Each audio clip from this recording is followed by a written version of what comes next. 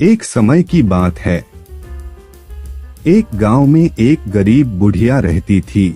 वह पूरी तरह से अकेले रहा करती थी। उसका कोई भी नहीं था, ना बाल बच्चे ना कोई रिश्तेदार। सुबह शाम लोगों के छोटे मोटे काम किया करती थी, जिसके बदले लोग उसको पैसे, अनाज या खाने पीने का सामान दे दिया करते थे, जिसको खा पीकर वह अपना जीवन बिताया करती थी। वह अपने जीवन में पूरी तरह से संतुष्ट थी। उसे भगवान से किसी प्रकार का कोई गिला भी नहीं था। दूसरों के सामान के कारण बुढ़िया का घर पूरी तरह से सामानों से भरा हुआ था। एक बार की बात है, वे अपने घर को खोलकर घर के सामान को धूप दिखा रही थी। समय वहां से दो चोर जा रहे थे।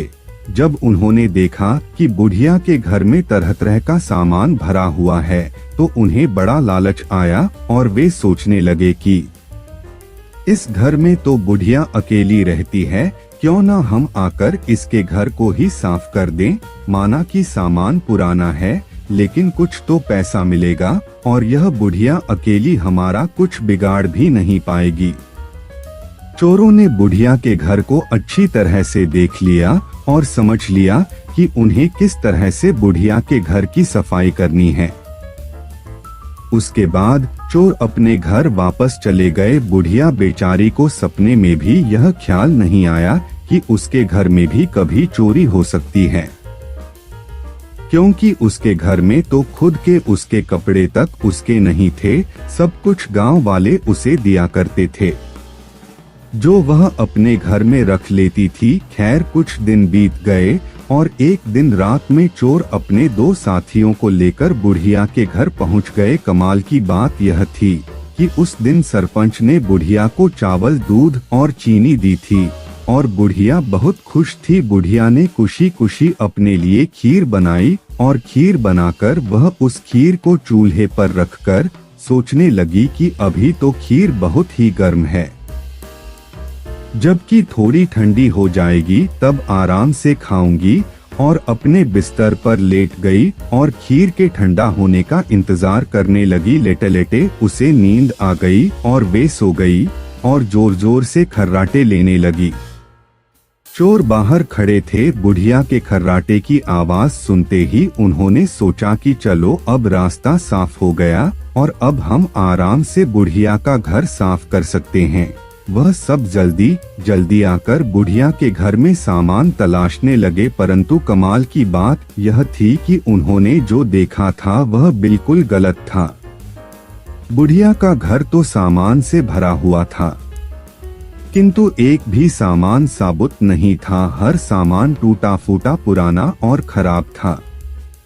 यह चोर बड़े दुखी हुए और बुढ़िया को बहुत गालियां देने लगे। वह बोले, देखो कितनी दुष्ट बुढ़िया है, आराम से सो रही है और हम बेचारे इतनी मेहनत कर रहे हैं। तभी दूसरे चोर की नजर चूल्हे पर रखी खीर पड़ी। गरम गरम खीर को देखकर चोर ने कहा, चलो बुढ़िया के घर कुछ और नहीं मिला तो कम से कम खीर तो है, और वह उसको खाने लगे। जब वह खीर खाकर जाने लगे तो उन्होंने थोड़ी सी खीर बुढ़िया के लिए छोड़ दी, किंतु जब उन्होंने बुढ़िया की तरफ देखा तो उसका हाथ खुला हुआ था, जैसे वह कुछ मांग रही हो। साथ ही उसका मुंह भी खुला हुआ था, जिसे देखकर चोरों ने सोचा कि बेचारी बुढ़िया लोगों से मांग मांग कर अपना जीवन बिता रही है, लगता है बहुत थक गई है और खाने के लिए खीर मांग रही है। आखिर उम्र में है तो हमारी माँ के ही बराबर। और बिना कुछ सोचे समझे गरम गरम खीर बुढ़िया के मुंह में डाल दी। गरम गरम खीर मुंह में पड़ते ही बुढ़िया जोर से चिल्लाई, हाय दैया, मार डाला मार डाला मार डाला। बुढ़िया की चीख सुनते ही चोर डर के जल्दी जल्दी छुपने लगे। जिसने मुंह में खीर डाली थी वह ऊपर जाकर छिप गया, एक चारपाई के नीचे और एक चारपाई के दाएं। बुढ़िया की चीख सुनते ही गांव वाले बुढ़िया के घर आ गए और पूछने लगे, क्या हुआ माँ?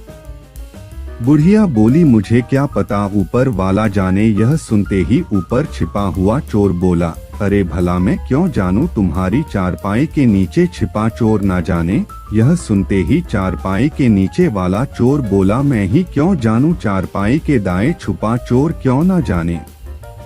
और इस तरह से तीनों चोरों ने खुद ही अपना पता गांव वालों को बता दिया और फिर गांव वालों ने उन्हें पकड़कर खूब पिटाई करी और वापस भेज दिया। उसके बाद से चोरों ने कान पकड़ लिया कि आज के बाद कभी वह चोरी कभी नहीं करेंगे।